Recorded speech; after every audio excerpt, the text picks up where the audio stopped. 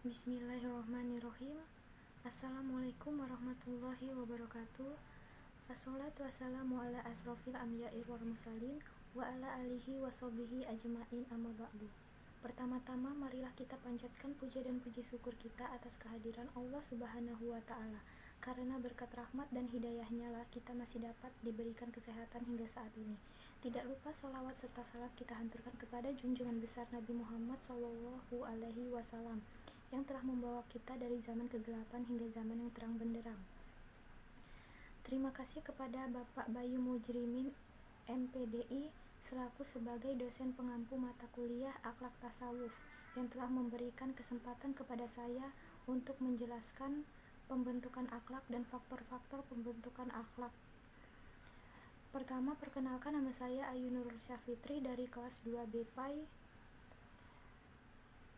Langsung saja masuk ke materi. Pengertian akhlak. Menurut istilah, akhlak adalah suatu yang tertanam di dalam diri seorang manusia yang bisa mengeluarkan suatu dengan senang dan mudah tanpa adanya suatu pemikiran dan suatu paksaan.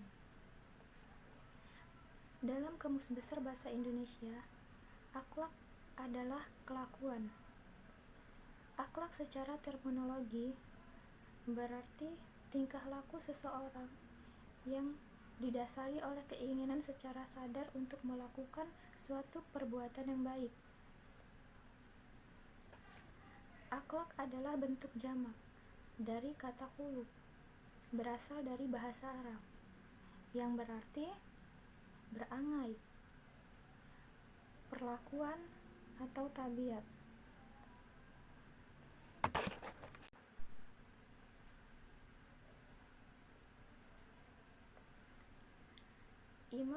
Imam Al-Ghazali mendefinisikan akhlak adalah suatu sifat yang tertanam dalam jiwa manusia yang dapat melahirkan suatu perbuatan yang gampang dilakukan tanpa melalui maksud untuk memikirkannya lebih lama.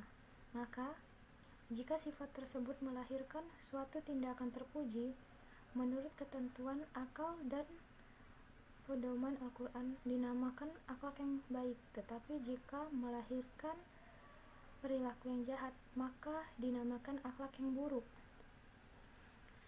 Selanjutnya, tujuan akhlaknya mempunyai tujuan. Akhlak bertujuan untuk menjadikan manusia sebagai makhluk yang lebih tinggi dan sempurna dan membedakan dari makhluk-makhluk yang lainnya.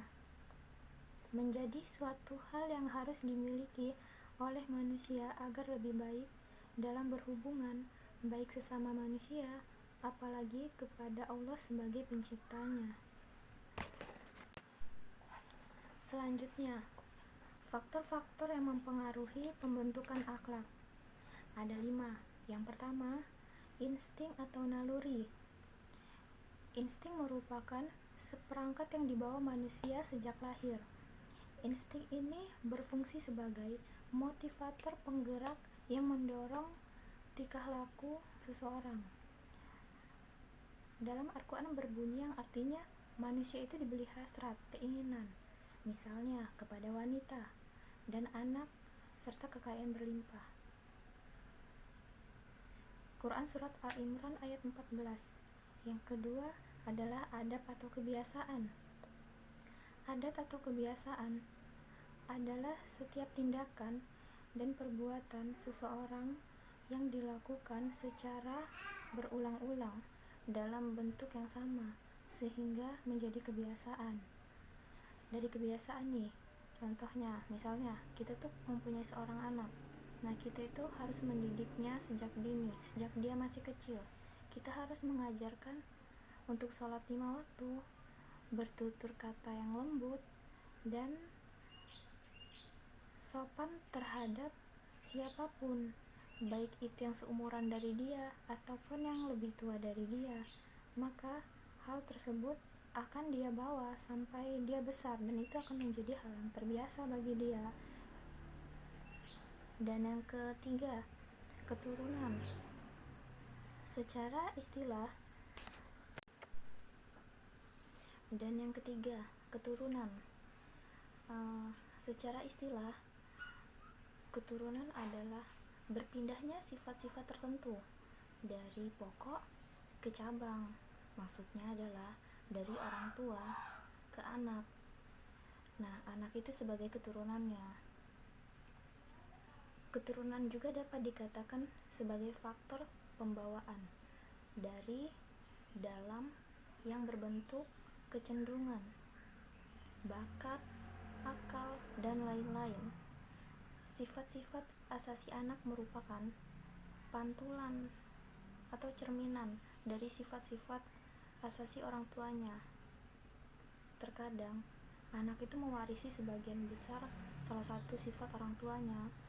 Meskipun keturunan itu tidak berperan mutlak, tetapi keturunan tersebut bisa menjadikan seseorang untuk berakhlak mazmumah atau disebut tidak terpuji, maupun mahmudiyah, yaitu akhlak terpuji. Yang faktor keempat yaitu lingkungan. Nah, lingkungan ini sangat berpengaruh terhadap pembentukan akhlak seseorang, baik itu lingkungan keluarga, lingkungan sekolah, maupun masyarakat ataupun lingkungan teman-temannya.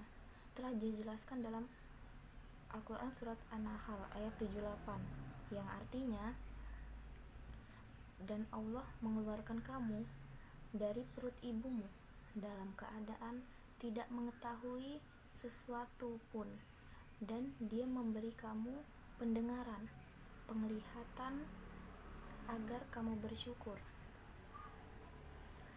Dalam ayat tersebut dijelaskan bahwa seorang manusia itu dilahirkan dalam keadaan tidak mengetahui segala sesuatu.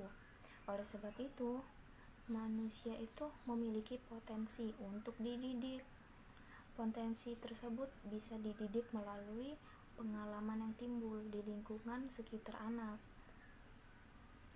Jika lingkungan tempat ia tinggal itu bersikap baik, maka anak itu juga akan cenderung bersikap baik, dan sebaliknya, jika lingkungannya buruk, maka anak juga akan cenderung bersifat buruk. Selanjutnya, faktor yang kelima adalah al-qiyam. Al-qiyam adalah nilai-nilai Islam yang telah dipelajari selama seseorang hidup. Faktor ini sangat mempengaruhi terbentuknya akhlak mulia dalam diri seseorang. Pedoman akhlak mulia atau akhlak Islam adalah Al-Quran dan hadis melalui pemahaman tentang nilai-nilai keislaman yang terdapat dalam Al-Quran dan hadis. Seseorang